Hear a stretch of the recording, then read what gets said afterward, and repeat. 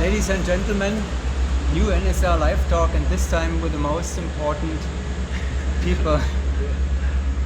I don't have that very often, and I'm very grateful and lucky that I have John D'Annunzio and Rook Nelson here. They shy away from the camera usually, as I do. I'm not doing it because I like it so much. I know that somebody has to do it. And you like to stay in the background too and make the magic happen from behind the cameras and not in the limelight. Yeah, I definitely like to hide away if I can. Not sure how you feel about it. And I have had you a few times on camera, at least by dragging you out into something. That's tough for me. I don't enjoy it. Let's put it that way. But I'm doing it for you. Sorry. I'm doing it for you. And Rook is probably a first time. I mean, we have exchanged some words on camera when we had events at Skydiving Chicago, I'm sure. So this time we're going to talk about how this all happened, because it is really a pretty amazing and unique thing, which is the cooperation between Skydiving Chicago and Paraclete XB. The whole story of this event here, the World Championship at Crystal Coast, actually you could say it began with the cancellation of the World Championship in Israel, but that's only half of the truth, because you began to work together already even earlier than that, did you? Yeah, I mean, the Israel World Meet getting canceled kind of threw everybody into a mix of trying to just figure out what was going on, and where we were going to have this championships. We just tried to figure out a way to do it that was different, and that's kind of the main goal. I think when we talked about it, was just trying to come up with some way to do a championship in the United States that didn't feel like another Wednesday at our local drop zones. Exactly.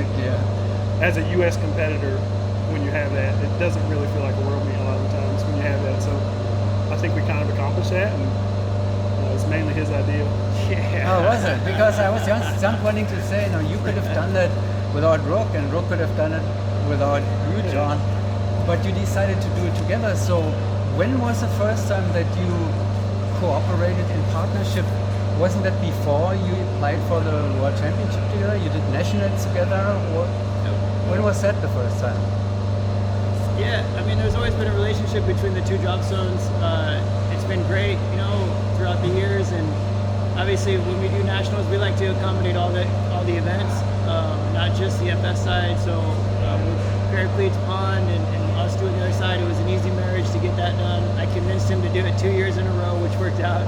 And like John was mentioning, to do the World Meet in a really special place means a lot more than just to do it at a drop zone. And the initial phone call, we were kind of talking about ideas and where to do it, and he was like, man, I got this place out in Crystal Coast that you should really check out.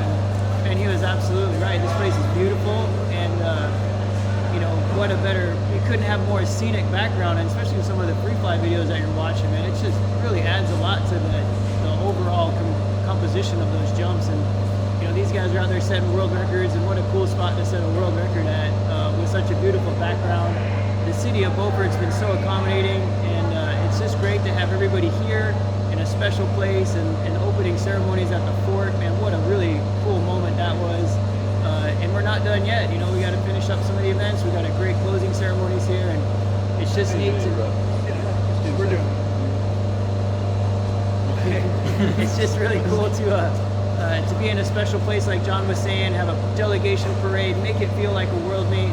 I believe both of us have been to world meets where it just felt like a Tuesday at a drop zone, and maybe at the desert. Nobody wants to go to the desert, so it was cool to be here in this special spot, and have unbelievable weather thus far, which is always adds a nice element to it. And it's good. It will take everything. But we just have the twin out of fire up there again, so I guess we're gonna take it a little closer for now. I remember you tried to do something different already, even when it was at Skydiving Chicago. I remember the opening ceremony. You had to walk through downtown first, stop at a bar, and then end up in the stadium. And there was a parade in the stadium. Were you there? I was not there for that one. Yeah. So we tried it already, but this one now together is really special. It's so let's wait for a moment.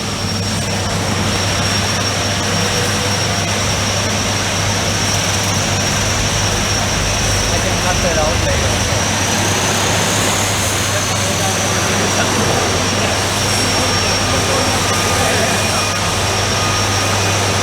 The generator is will take easy, but this is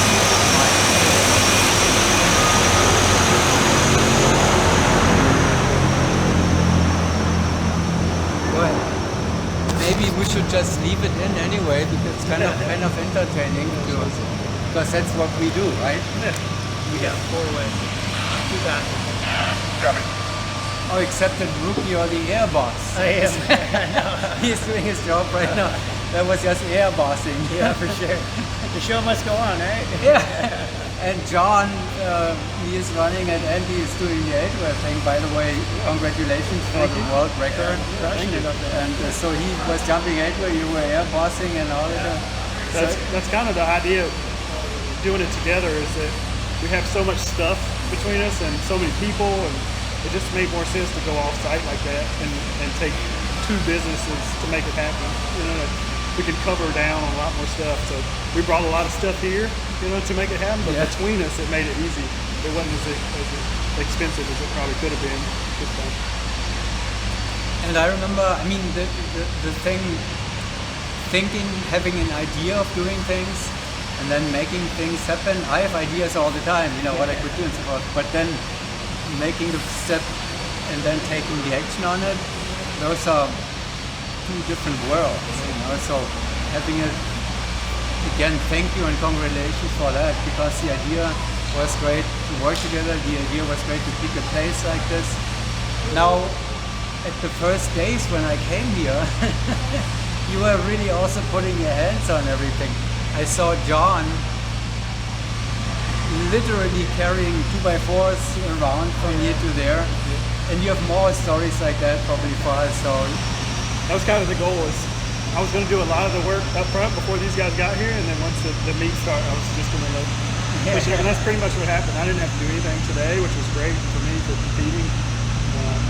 The crew from Chicago obviously handled it flawlessly, so it was easy. I told him we would run it as long as he won. If he wasn't going to win, then I wasn't going to run it. Yeah.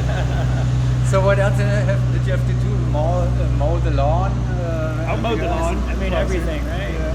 It's just, I think John and I both like putting on a good show. We're competitors, so we look through the lens of a competitor, and we want to make it for the competitors. After all, they're the ones that pay for it, you know. And you know, we work very harmonious together, and I think we align a lot on the way that we run things, and I think that led to kind of the show that you're seeing here. And like I said, we're not done yet. I'm looking forward to the closing ceremonies, proper moments for all the winning teams, and you know, like, man, watching some of the VFS tied into round 10 today, watching those videos, man, it brought me back to many of the comps that I've been to, and that's what it's about, you know, like that just battling back and forth competition, and man, how can you not get jazzed on that stuff? And those 2 gentlemen here, they know what they're talking about, right? So John just won another world championship title. That's your third one? Third outdoor. One. Third one outdoors. Yeah. Rook is a multi-world champion in VFS. So and a bunch of other things. But and a bunch of other things, but you humble brag. Yeah. But you know, you've seen it all, and you know what we're looking for, and what the competitors are looking for. So that's of course a huge advantage. Yeah. Every meeting we had about this, kind of coming from him, was a lot of that. It's just how can we make it better for the competitors, and making sure we take care of them, down to the medals, down to all of it. It's just, I think as you see all that little things come into place, you'll see that some effort went into it for sure. Yeah, no doubt. we can easily see that. Thanks again for that. Mm-hmm. Go ahead, Rookie. Did you have something else for? And now we don't have much left anymore. It's only the 3rd day of the competition, and we're basically almost coming to its end already. Yeah, I think 4-way will finish tomorrow, and then probably start wrapping stuff up. But we kind of had to push a little bit just because some wins coming later in the week. But Yeah, I think we're in a good spot. I'm Yeah, glad we're here, not in Florida.